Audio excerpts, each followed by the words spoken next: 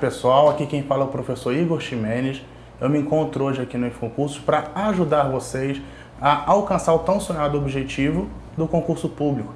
Nós estaremos falando hoje sobre uma temática de extrema relevância, não só para a enfermagem, mas para toda a população, ok? Que é a antiga infecção hospitalar, que hoje é chamada de IRAS, infecção relacionada à assistência de saúde, ok? Então nós vamos pegar algumas temáticas muito importantes, alguns conceitos muito importantes e resolver algumas questões de extrema relevância que nós encontraremos principalmente nesse livro aqui do Infoncursos, ok? E que eu hiper indico a todos vocês com questões de extrema relevância em diversos assuntos que vão ajudar a vocês alcançarem os seus objetivos, que é tão sonhada, tá, passagem para o concurso público, ok?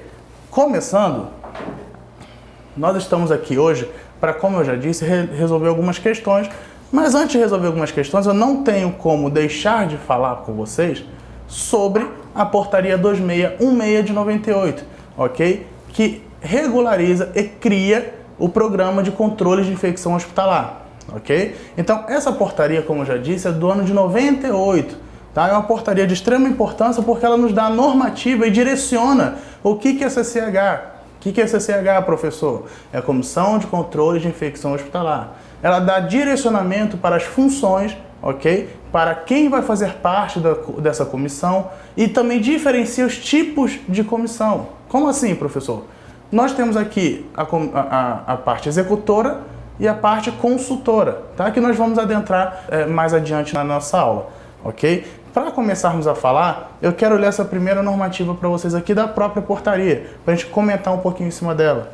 Primeiro, o Programa de Controle de Infecções Hospitalares, PCIH, é um conjunto de ações desenvolvidas deliberada e sistematicamente com vistas à redução máxima possível da incidência e da gravidade das infecções hospitalares. Observem só o que eu falei para vocês. Em nenhum momento ele comentou que seria a interrupção total, tá, das infecções, porque nós sabemos que isso é quase impossível. Olha o comentário dele, redução máxima e possível, ok? Dentro das nossas características, nós sabemos que é praticamente impossível reduzir a zero a taxa de infecção. Nós podemos reduzir sim e diminuir assim a morbimortalidade da nossa população, dos nossos clientes e consequentemente dos nossos pacientes, ok? Então nós temos que ter muita ciência disso, nós temos que ter cuidado na prevenção para a redução das infecções. Esse conceito de inibição 100% é praticamente impossível, ok? Vamos para o segundo. O segundo tópico da portaria nos diz o seguinte: para adequada execução do programa, os hospitais deverão constituir Comissão de Controle de Infecção Hospitalar, que aí sim é o que eu disse anteriormente, é a famosa CCH, que essa CCH, tá, vai ser um órgão de assessoria à autoridade máxima da instituição e de execução das ações de controle de infecção hospitalar. Professor, o que isso significa? Bem simples. A CCH, como a gente pode ver exatamente aqui nesse organograma que eu coloquei, a CCH ela ficaria diretamente abaixo da diretoria, do diretor-geral ou da autoridade máxima da instituição. Se não for um diretor, qualquer autoridade que represente a autoridade máxima daquela instituição hospitalar, ok? Então a CCH ela tem total autonomia dentro do seu âmbito de trabalho. A CCH ela tem total autonomia para a realização de programas e ações que vão impedir, que vão prevenir, tá, o aumento dessas infecções dentro do hospital ou dentro da instituição de saúde, ok? Então, só para vocês relembrarem, só para vocês fixarem, nós temos o Programa de Controle de Infecção Hospitalar, tá, que foi criado pela Portaria 2616 de 98 do Ministério da Saúde, onde esse Programa de Controle de Infecção Hospitalar me diz que deve ser criado a CCH, a Comissão de Controle de Infecção Hospitalar. E esta sim vai ter a função de execução das ações de controle de infecção hospitalar. Então olha só como que é bem importante esse conceito inicial, para nós conseguirmos dar andamento de uma forma mais sucinta à nossa atividade. Aqui nós temos o tópico 2.1, 2.2 e 2.2.1, que se relaciona exatamente a esses dois tópicos anteriores. Nós devemos, em relação à CCH deverá ser composta por profissionais da área da saúde de nível superior formalmente designados, ok? Ah, professor, mas eu vejo que tem técnicos de enfermagem. Professor, seguinte, a CCH, a Comissão de Controle de Infecção Hospitalar, ela deve ser composta por profissionais da área da saúde primariamente, ok? Não adianta eu colocar um engenheiro, um matemático, que não vai dar sentido nenhum à minha comissão, ok? E vocês vão ver posteriormente quem faz parte dessa CCH, quais são os âmbitos que fazem parte que eu vou citar para vocês, ok? E de nível superior, ok? Nível superior, nós não podemos ter técnicos de nenhuma área dentro da Comissão de Controle de Infecção Hospitalar, ok? Isso daí tem que ficar muito bem esclarecido na mente de vocês. Os membros da CCH serão de dois tipos: consultores e executores. Professor, o que são membros consultores e executores? Olha o nome. Executores vão executar a ação que foi planejada.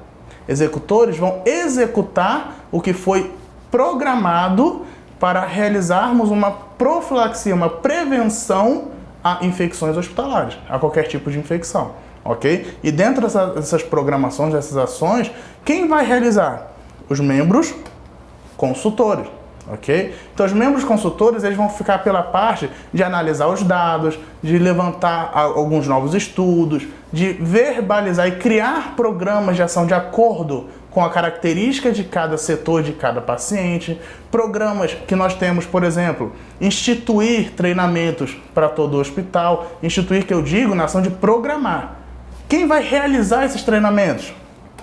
Os executores, que executam o que foi planejado pelos consultores, ok? Então, esse conceito vocês têm que ter claro na mente de vocês, para não confundirmos em alguma possível questão, ok? Professor, e esse item 2.2.1? Qual a importância dele? Vamos ler primeiro. O presidente ou coordenador da Comissão de Controle de Infecção Hospitalar, a CCH, será qualquer um dos membros da mesma, ou seja, qualquer um dos membros da comissão.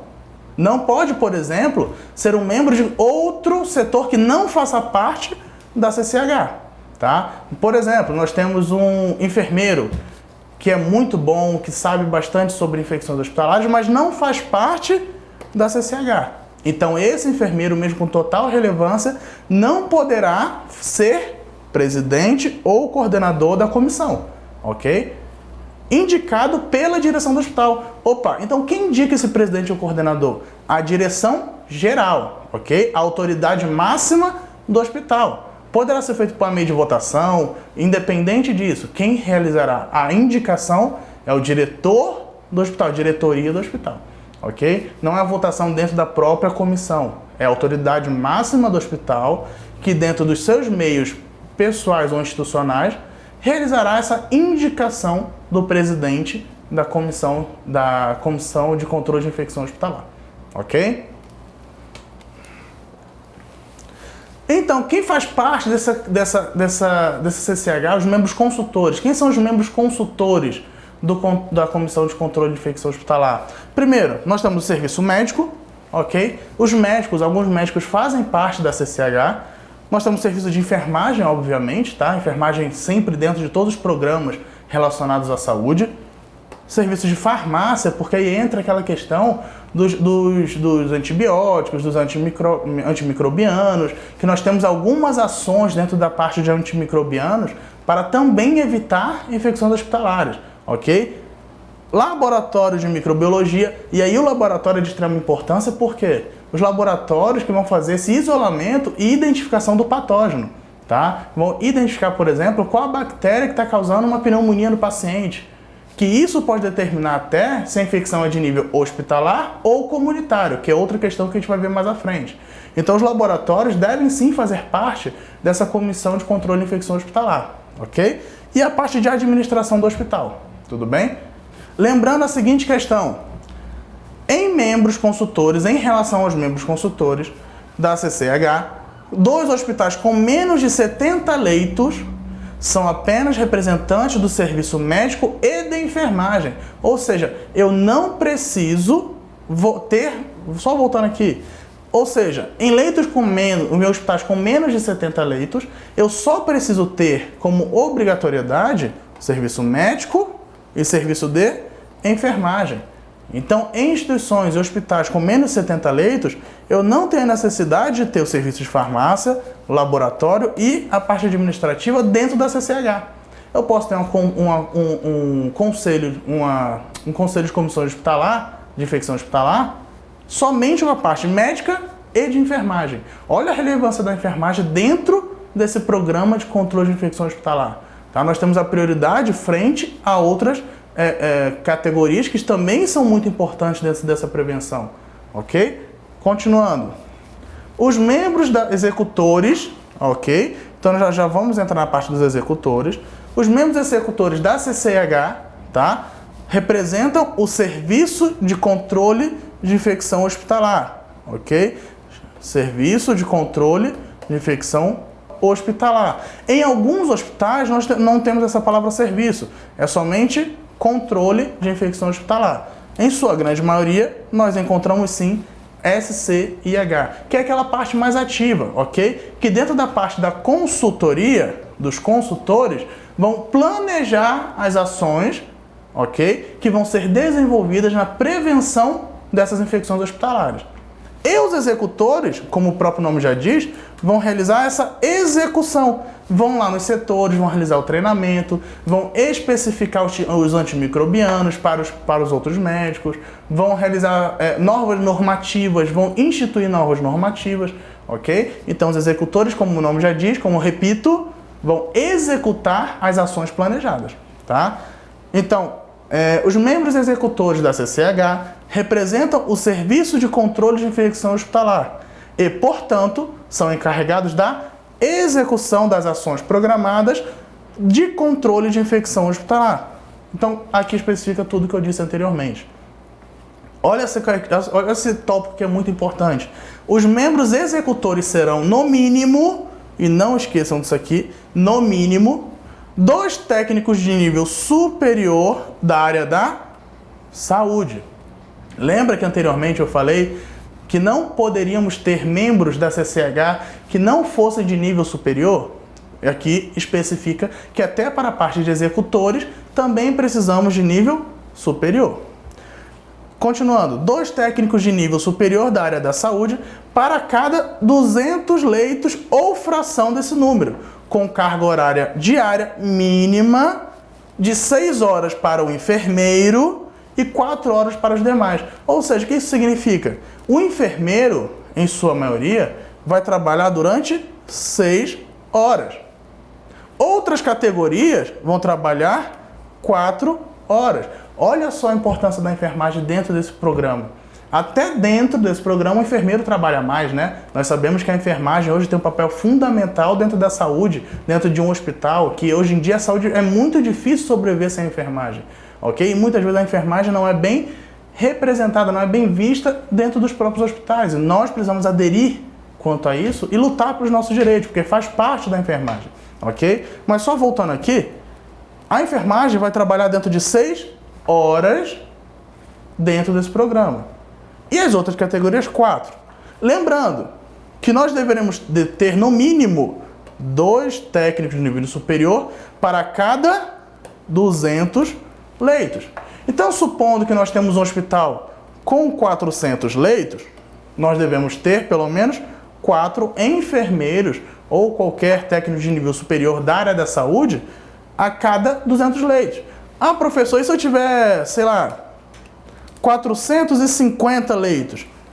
Continuaremos com os 4 profissionais. Por quê? Nós temos para cada 200 leitos ou fração desse número, ok? Então nós temos que entender que um hospital de grande porte, a cada 200 leitos, nós deveremos ter 2 profissionais da área da saúde, ok? Dentro dos membros executores. Olha que relevância isso, hein? Nós deveremos ter os profissionais dentro do seu âmbito de trabalho. E nós deveremos ter aqui uma outra observação que cabe muito para nós, da área da saúde, principalmente da enfermagem. Um dos membros executores deve ser preferencialmente um enfermeiro. Aqui não fala obrigatoriamente. Nós não temos essa obrigatoriedade, mas nós temos a preferência que, dentre esses dois membros aqui, nós tenhamos um enfermeiro, ok? Ah, professor, mas se o hospital não quiser colocar? Sem problema, porque nós não temos obrigatoriedade. Nós temos preferência, tá bom? Não confundam essas palavras. Professor, eu sempre ouvi falar de infecção comunitária, infecção hospitalar, que o paciente internou e adquiriu uma infecção dentro do hospital, que evoluiu para uma sepse. Realmente é assim que funciona? Quais são os tipos de infecção que a gente tem? Então, vou começar falando para vocês sobre uma infecção chamada infecção comunitária, que muitas vezes nós, população, ok? Nós já chegamos ao hospital com um patógeno e ele se desenvolve durante a nossa internação, ok? E aí nós pensamos que a culpa é do hospital e nem sempre é da instituição de saúde. Muitas vezes o patógeno pode estar incubado, ok? E só se desenvolver depois da nossa internação. Eu vou explicar tudo direitinho para vocês. Primeiro, infecção comunitária. Ela é constatada ou em incubação na admissão do paciente, não relacionada com a internação anterior. Isso é uma parte muito importante. O que isso quer dizer? Se eu tenho um paciente que chega ao hospital, que estava em outra instituição de saúde, ou em outro hospital, ou uma instituição de longa permanência, enfim, que chega ao hospital diretamente dessa internação anterior, já com o processo infeccioso instalado, quer dizer que essa infecção não é comunitária. É uma infecção hospitalar, só que não é do hospital onde você está admitindo o paciente, é da instituição anterior, ok? Então não confundamos essa questão. Infecção comunitária nada mais é do que realmente adquirida pela comunidade. Quando a gente vem de outra instituição de saúde, a instituição de saúde, tá, que teve essa maior prevalência, teve essa maior importância na instalação da infecção desse paciente, ok? Então, primeiro, repetindo aqui, a infecção comunitária, ela foi constatada ou em incubação na admissão do paciente. Professor, mas como que eu vou perceber que esse patógeno estava em incubação? E aí a gente entra na seguinte questão.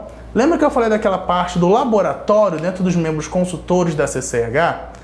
Essa parte de incubação é muito importante, tá? Uma coisa que a gente tem que entender. A infecção, ela passa a ser hospitalar na seguinte situação. Eu vou comentar mais a fundo daqui a pouco. Mas se eu não tiver conhecimento do período de incubação desse patógeno, se eu não tiver conhecimento, passa a ser uma infecção hospitalar após 72 horas do período de internação, de admissão desse paciente. Não tenho, lembrando, ciência do período de incubação do patógeno. Não sei qual que é. Agora, vamos supor outra situação. Eu tenho um paciente que veio de casa, está internado aqui no hospital há 4 dias. Ele foi admitido há 4 dias. Mas através do isolamento, do laboratório, constatou-se que ele está com patógeno, ok? Que ele desenvolveu uma infecção através de um patógeno, que o seu período de incubação se dá através de 6 dias. Opa, então tem alguma coisa errada. Esse paciente internou só há 4. Mas o período de incubação desse patógeno se dá no mínimo a 6 dias.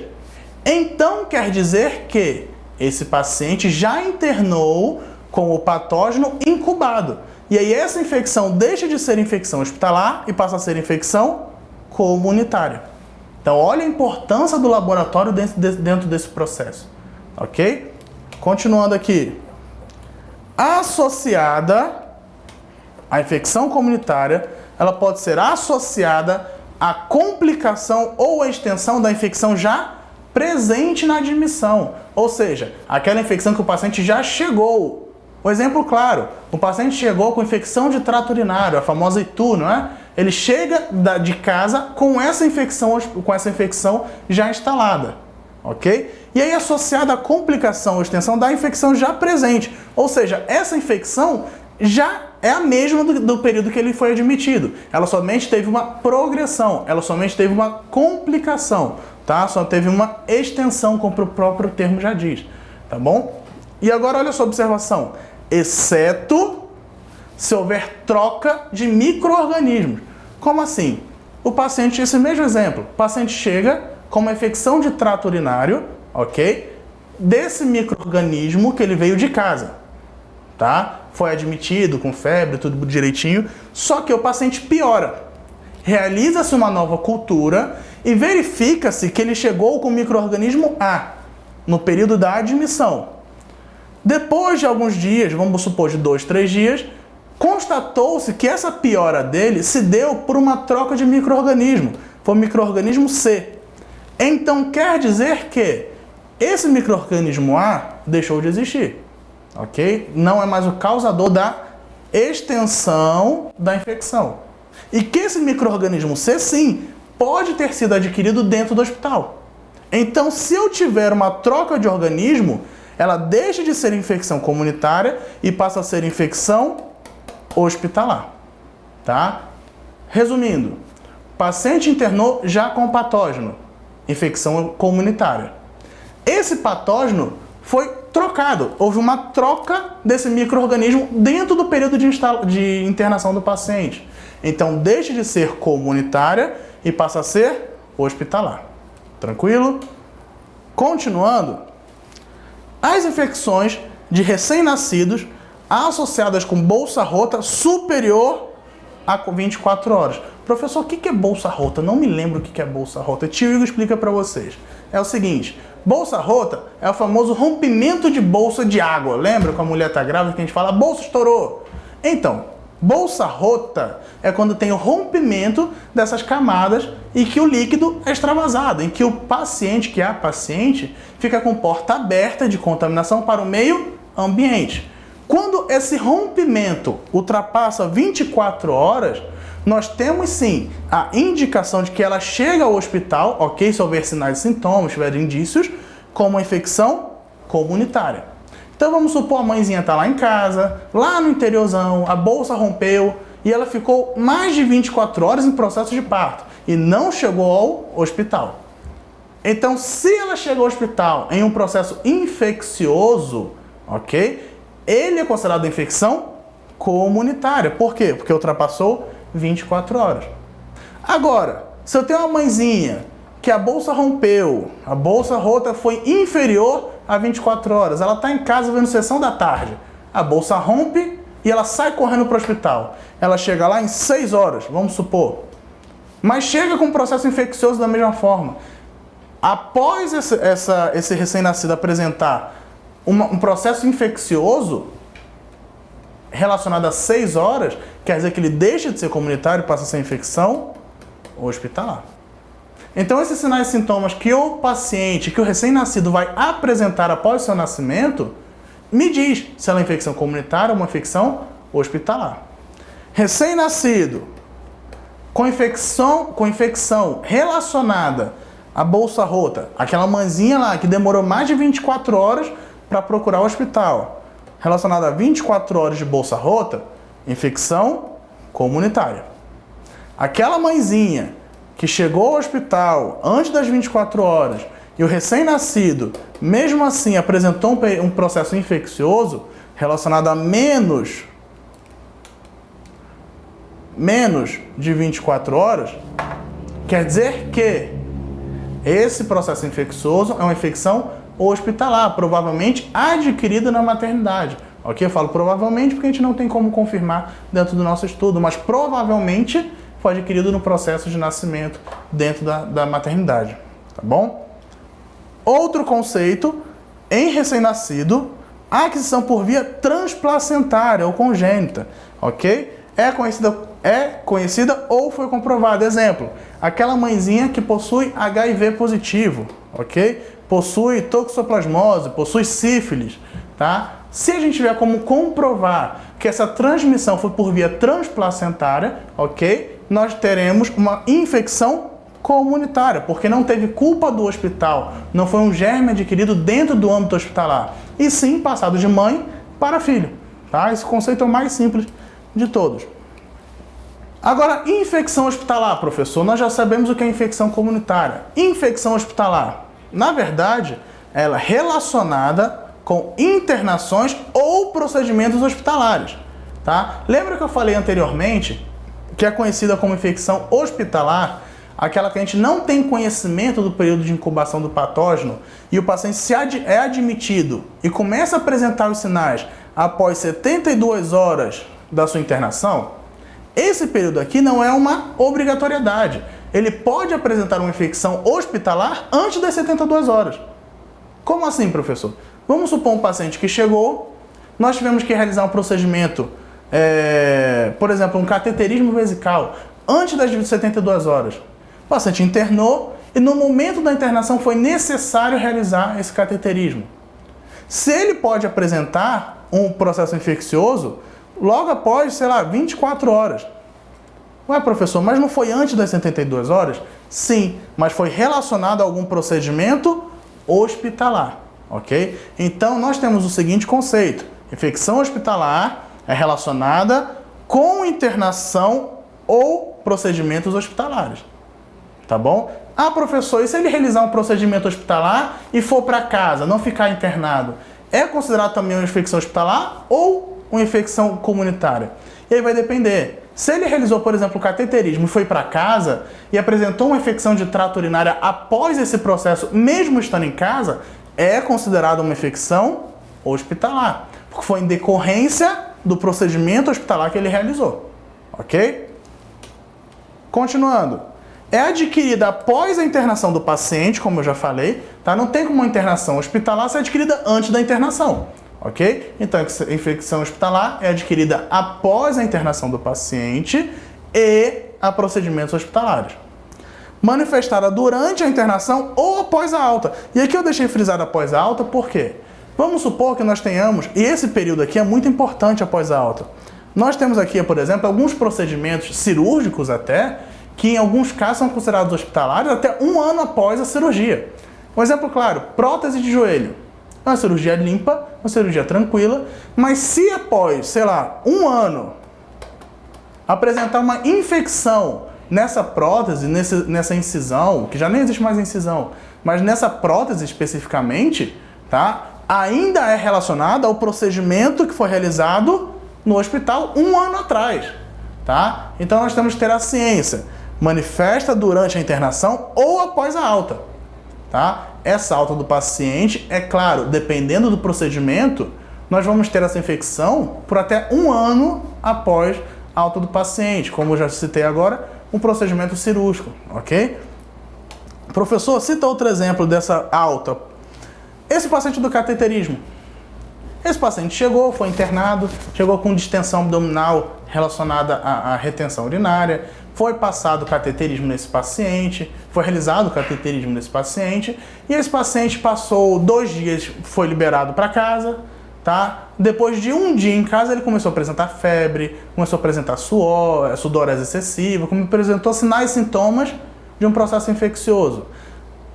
Esse paciente, tá, apresenta após a volta ao hospital uma infecção de trato urinário. Ao ser verificado, ser realizada toda a admissão do paciente, constatou-se que esse paciente realizou um cateterismo vesical e que essa infecção de trato urinário pode ser relacionada sim ao procedimento que ele realizou antes de ter alta. Então consta-se como infecção hospitalar, tá bom? Só 2 observações. Quando se desconhecer o período de incubação do micro-organismo e não houver evidência clínica e dado laboratorial de infecção no momento da internação, convenciona-se internação hospitalar toda manifestação clínica da infecção que se apresentar a partir de 72 horas após a admissão. Mas eu já mostrei para vocês que pode ser até mesmo antes dessas 72 horas, se tivermos a realização de algum procedimento hospitalar, algum procedimento invasivo, ok? São também convencionadas infecções hospitalares manifestadas antes de horas da internação, quando associadas a procedimentos diagnósticos e ou terapêuticos realizados durante esse período, ok? Então, pessoal, muito obrigado pela presença de todos. Aguardo todos vocês comprando, adquirindo o material do InfoConcursos para nós darmos continuidade nessas nossas aulas. Foi um prazer novamente estar aqui com vocês e aguardo até a próxima.